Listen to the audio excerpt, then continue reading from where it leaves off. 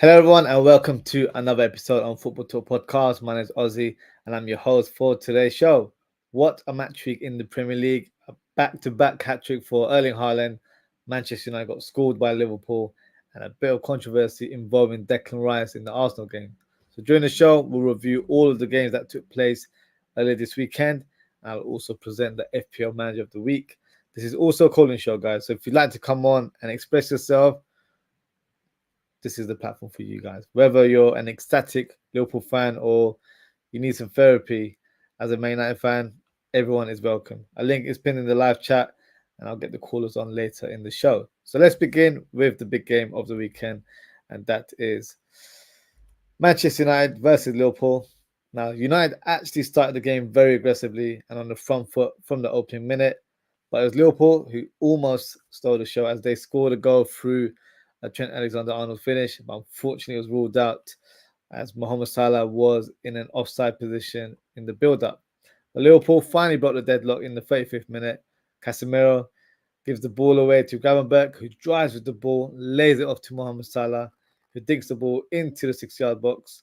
Szoboszlai and Luis Diaz both leap in the air at the same time, but in the end, Colombian winger gets the final touch and heads the ball into the back of the net. Well done to Szoboszlai for ducking and allowing Diaz to head the ball, as that mix-up could have been costly. So a good finish from Lucho in the end. United had a chance through their right back, Mazraoui, who has a shot from outside of the box, but Alisson parries it away just about as his sight was blocked by Virgil van Dijk. But then Liverpool make it 2-0 just before half-time, and it's Casemiro once again at fault. He loses the ball very easily from the challenge against Luis Diaz. Luis Diaz then lays it off to Mohamed Salah, who returns the favour, and Diaz produces a fantastic low finish into the bottom corner to score his second goal of the season.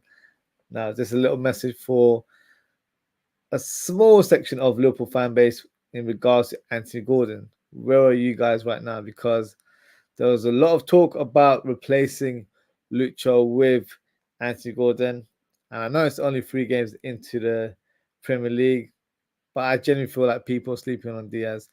This style of play, for me, suits his skill set, and I feel like he's going to cook this season. And he's playing with a lot more freedom, a lot more confidence, and long may it continue. Also, in regards to that second goal, what an assist by Mohamed Salah. Simply sublime with the outside of his foot there. Second half, OZZWRLD had an effort from the edge of the box, but Alisson manages to produce a fantastic save to parry the shot away. But then Liverpool make it 3-0 as McAllister nudges Meno out the way like he was a little kid, hits the ball towards Szoboszlai, lays it off to Salah, and Salah hits a first-time shot to right to the back of the net. Some question marks with regards to Onana's position there. Maybe so, but I feel like it was clever thinking from the Egyptian king, and he gets on the score sheet once again. OZZWRLD then had a huge opportunity to get a consolation goal with a point-blank header that was fantastically saved by Alisson.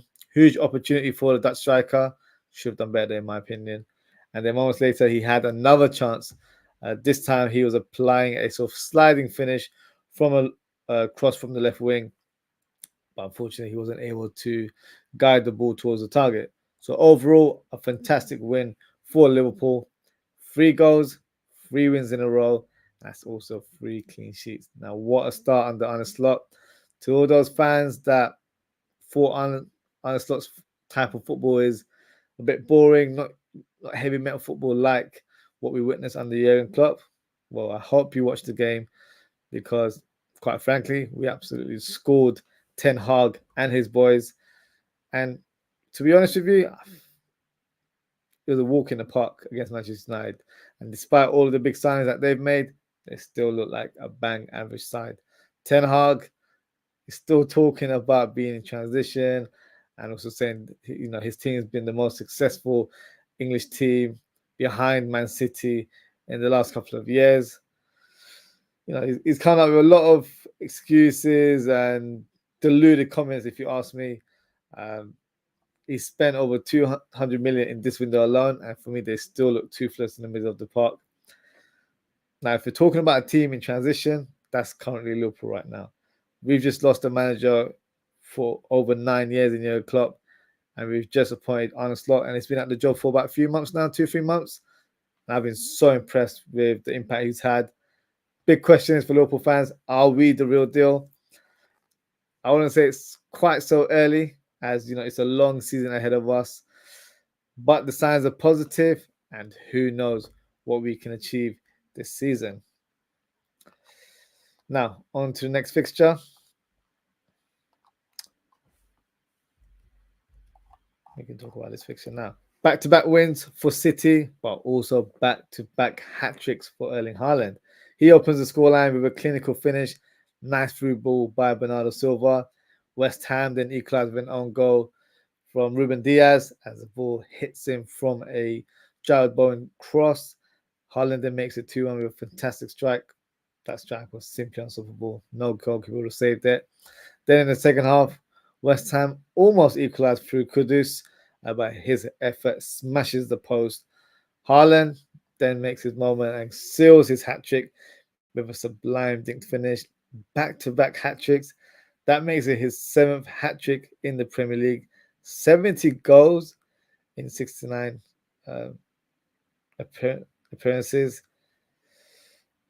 He's simply out of this world. And right now, he's unplayable. And I feel like he might be looking to beat his tally of last season in terms of the overall goals scored. So let's see. They certainly got a weapon there in Erling Haaland.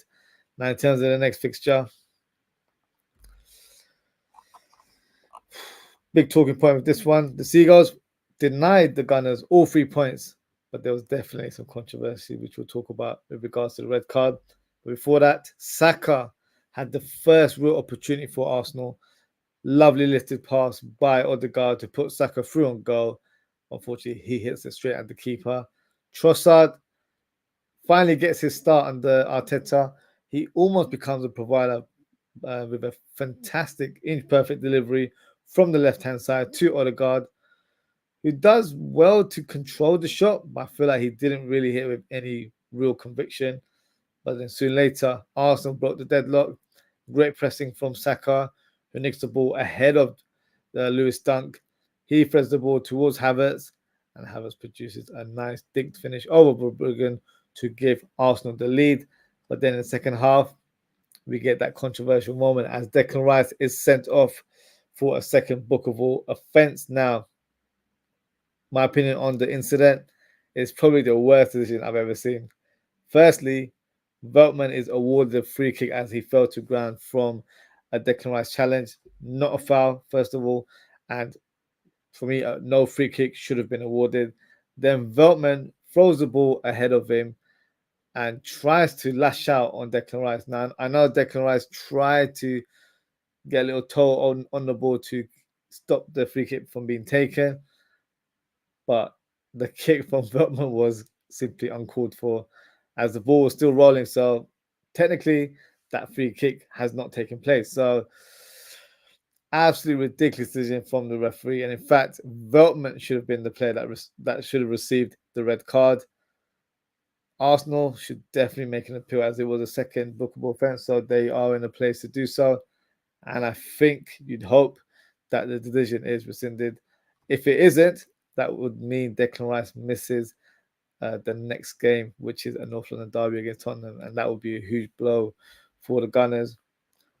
But unfortunately, Arsenal down to 10 men, and Brighton took advantage as they equalised through a João Pedro finish. Arsenal almost took the lead, however, through Havertz, but his one-on-one effort was hit straight at the keeper. Brighton had an effort as well, but in terms of the strike, it wasn't the best of strike, as the striker had pretty much the whole goal to aim at, but then Raya makes a fantastic save and denies the striker there. So for me, overall, despite being down to 10 men, I think Arsenal showed a good account of themselves and maybe could have been clinched the winner in the end. But they'll have to settle for a point. Brighton, on the other hand, will be pleased to walk away with something from the game, as they have had a fantastic start to their season. Now, the next fixture is Chelsea versus Crystal Palace. The Eagles were finally able to put a point on the board after their 1-1 draw against Chelsea, who came into the game in high spirits after smashing Wolves last week 6-2. But it was also a positive mood for the Chelsea fans before the game, as Chelsea presented their new signing, Jadon Sancho, to the crowd. As we all know, he has signed on a loan deal for the season. But in terms of the game, Chelsea were really aggressive, created a number of chances through Madueke and Palmer, but they were unable to break the deadlock until the 25th minute, as Nicholas Jackson scores a tap-in from just a couple of yards out to give Chelsea the lead. But Palace were able to equalise in the second half. Fantastic strike from Eze to equal the score. Certainly added some finesse in that finish there. Great strike from the midfielder. Jackson had a couple of chances himself to grab the winner later on in the game, but was denied by the keeper. So overall, a point apiece, and I think it was a fair result in the end. The next fixture, Newcastle versus Tottenham. Newcastle were victorious in the end after defeating Tottenham 2-1. Isaac almost opened the scoreline with an audacious cross shot that clips the top of the bar, but it was Harvey Barnes who opens the scoreline for Newcastle with a side-footed finish into the corner. But then, unfortunately, Newcastle conceded an own goal through Dan Burn to equal the score for Tottenham. In my opinion, a poor save from Nick Pope, who should have parried away the shot that came in before that moment, but instead he just scooped it back into the danger zone, and that led to the goal for Tottenham. Newcastle, however, were persistent and got the win in the end. Lovely through ball from Joe Linton to Jacob Murphy, who drives the ball and squares it to Isaac, who hits the empty net. Big win for the Tsunami, as it sends a message to the league that they will be competing with the likes of Tottenham for a European place next season. Now, in terms of other games, we can talk about this fixture here. Brentford versus Southampton. Brentford officially start life without their former talisman in Ivan Toney, who was in the stands to bid farewell to his team, as he is set to join Saudi team Al Ahly after they agreed a £40 million move. But the two players that have held the fort this season and also last season, when Tony has been absent, is Mbeumo and Wilson. They were in action in this fixture and they showed their quality in front of goal. Mbeumo opens the scoreline after Sade hits the post, but the right winger scores from the rebound. Then Brentford make it 2-0 after some poor defending from Southampton, that leads to Jensen squaring the ball to Mbeumo, who ends up scoring his second goal of the game. Then Brentford make it 3-0 as new signing Aaron Ramsdale fails to parry the ball away from the goal, and instead Wissa comes charging in and gets the final touch to get on the score sheet. New Japanese international signing Sugawara hits a fantastic shot for Southampton to get a consolation goal. A great win for the Bees, but Southampton look very shaky defensively and need to improve fast if they want to survive in this league.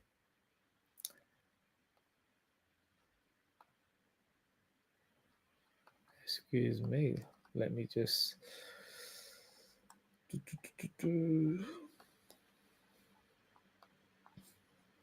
Now, in terms of the next fixture, here we go. Brighton were victorious against Everton at Goodison Park. But Everton failed to maintain the lead as they were 2-0 up and they let it slip away in the end. But let's discuss the key moments of the game. Michael Keane opens the scoreline for the Toffees with a neat finish inside the box. Everton then make it 2-0 with a fantastic finish from Calvert-Lewin. But the Cherries responded with a goal through Semenyo. Great low cross from Otara on the left wing. Lewis Cook equalizes with a fantastic leaping header. And the new signing, Sinistera, grabs the winner for Bournemouth with a close range header. In the end, a fantastic cross from Justin Kluivert. Now, in terms of the next game, Ipswich Town versus Fulham. The Tractor Boys secured a point at home with a 1-1 draw against Fulham. Ipswich Town opened the scoreline with a fantastic strike from summer signing Liam Delap, but then Fulham equalised through Adama Traore, who doesn't score many, but I guess this is one of those rare occasions. Fantastic delivery from Robinson to create the opening and a good point for both teams in the end. Now, in terms of the next fixture, it was Leicester versus Aston Villa. There we go. And as you can see on the scoreline there, Villa managed to get the win against the Foxes with a 2-1 victory. Is this the right game? Villa managed to get the win. Onana opens the scoreline from close range, making a second goal of the season. Hang on, is this even the... Apologies, guys, I have a bit of a technical issue here.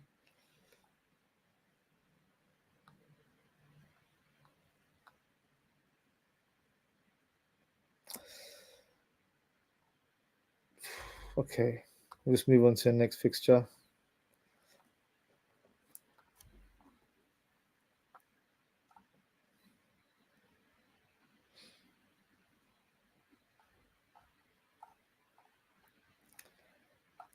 I think I got the wrong graphic on. Hold on, guys. Apologies for this. There we go. I thought it was going crazy. Leicester City 1, Aston Villa 2. I was talking about the wrong game there. Villa managed to get the win against the Foxes with a 2-1 victory. Onana opens the scoreline from close range and he makes it his second goal of the season.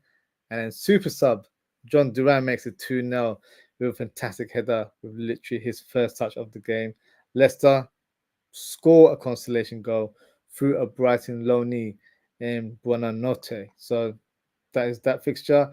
And the final game of the match week 3 is Nottingham Forest versus Wolves, which ended 1-1. All square at the City ground. Chris Wood opens the scoreline with a leaping header. Not an easy effort, but the ball manages to creep into the corner. But then Wolves equalise, and they did it in some style. A fantastic strike from Bellegarde as he smashes the ball into the corner to level the score and help his team grab a point. So that is match week 3 review. Apologies for the technical issues there. I ended up reviewing the wrong game there. Just got a few comments here. Just going to see what we have here. So Richard, big up Richard as always. He says, hi Ozzy. Assalamu alaikum. How are you? Manchester United 3. Liverpool 0. Like, comment, share, and subscribe. Appreciate your comment there. Before we read the other comments, what we'll do, we'll present the FPL Manager of the Week, which is a big thing, especially with us Premier League fans. Now, in terms of the Manager of the Week, I might as well just share the table because it'll be self-explanatory. So the Manager of the Week is Handy Abda, and his team is Forrest Gump. He managed to attain 100 points, which was the highest tally in the league, and it's also allowed him to move up to top spot as well. So well done to Handy there. Yeah, definitely got the points in order to pip Mujani Alex, who's in second place. We've also got Rich and Ponsa with BG United in third place. Vamshi Trineri is with his team in the slot. Melissa Morris has dropped down to fifth. Vipin Mohan has moved up with the special one. Reina Malik with Tar very much has moved up to seventh. King of Fancy Godwin Kusin has moved up to eighth. Kwame Levels has dropped to ninth, and Ibrahim Rashid has dropped to 10th position. So that is the top 10. Next week, or should I say this week and next week, is international break.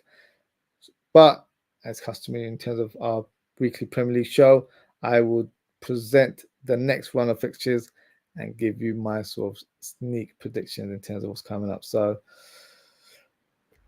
this game will take place on the 14th of September, which feels like a long time away. In terms of this game, yeah, I don't see it being nothing but a United win. The United aren't in the best of forms right now. Southampton look abysmal from a defensive unit. So I'm going to give that match a 2-1 victory to Manchester United. I don't think it'll be a walk in the park for them, but they will steal the win. Brighton versus Ipswich. I think Brighton have looked fantastic and definitely look like ones to watch in terms of an actual outfit rather than an individual player. I think collectively they look very impressive and have plenty of depth in their squad. So in this game, I'm going for a 3-0 victory for Brighton. Crystal Palace versus Leicester City. I'm going for a win for the Eagles. I think it'll be their first win of the season, and I believe they will win by 2-1. Fulham versus West Ham. I think this game will be a draw. Two teams that have recruited really well in the summer, to be honest. I think it will end up being a 1-1 result. Liverpool play Nottingham Forest at home. I'm going for another home win, and I think it will be 3-0 to the Reds. Man City play Brentford. Man City will be victorious as well. I think the scoreline will be 3-1. Aston Villa versus Everton. I'm going for a 2-0 victory for Aston Villa. Everton look just as shaky as Southampton, maybe even worse, to be honest with you. Bournemouth versus Chelsea. Won't be an easy game for Chelsea. I think it might be a draw. I'm going to give it as sort of like a home advantage there. I think the scoreline will be 1-1. And the big game, whether Declan Rice participates in this one remains to be seen. But it is Spurs versus Arsenal at the Tottenham Stadium. I think Arsenal will just about nick the win. I think it'll be a 1-0 victory to Arsenal. And Wolves versus Newcastle, I'm expecting Newcastle to win 2-1. So that is my predictions of match week 4. So before we wrap up the show, let me go through some of the comments. Richard says, respect to all Muslim brothers and sisters. Love to all my Muslim brothers and sisters. Many thanks. Appreciate your comment there, Richard. Thank you as always. Double D, big up Double D, who came on, did a match preview last week. He says, light work, and that is in reference to the Liverpool and Manchester United game. It was light work indeed, to be honest with you. And then Richard has also said, Manchester United folded and no fight, but no one cares, especially on this channel. I guess we don't, because we're Liverpool fans here. And Richard says, 3 Musketeers, man of the match, Gravenberch, Salah, and Diaz. Yeah, that's a fair shout, I think. Gravenberch, yeah, he really stood out for me. I probably gave the man of the match to Luis Diaz just because of the way he took the goals, but Gravenberch was not far off. Salah, and I'll probably even throw in Alisson. I feel like he was fantastic. Making 3 crucial saves that could have led to goals. So yeah, but couldn't argue with your selection there. And then Richard says, Arsenal interview Roy Keane, Dennis Sturridge with great breakdown analysis, tactical and knowledge was impressive. Yeah, I quite like Sturridge as a pundit. I feel like he's very informative, and his analysis of the game, tactically, I think it's sound. And I think from a striker's point of view, that's what I enjoy, when he gives that sort of analysis of what a striker should do in front of goal. Honestly, he's a good character and good personality on TV. So yeah, very, very impressive in terms of what he's doing there on Sky Sports. And as I can see now, callers, that is it for today, guys. Thank you so much for tuning in. If you haven't already, please don't forget to like, comment, share, and subscribe to the channel. as international break, there won't be sort of daily content as such. No more transfer window because a lot of my shows took up the Monday, Tuesday, Wednesday slots. So the next show this week will be on Thursday, as I'll be doing a final Premier League prediction show. This is where I'll be presenting all of the squads, analyze each team in terms of what the strengths are, where the weaknesses are as well, and then in the end reveal my final prediction of the league table. So will Man City be at the top? Will they be changed in the top four? Who knows? Make sure to tune in, hit that notification bell as well. You can also follow me on social media for all the latest updates. You can follow me at Aussie.ftp on Instagram. I'm also on TikTok and Threads with the same ID. So that is it for today, guys. Thank you so much for tuning in. Take care, stay safe, and I hope to see you all very, very soon. Goodbye.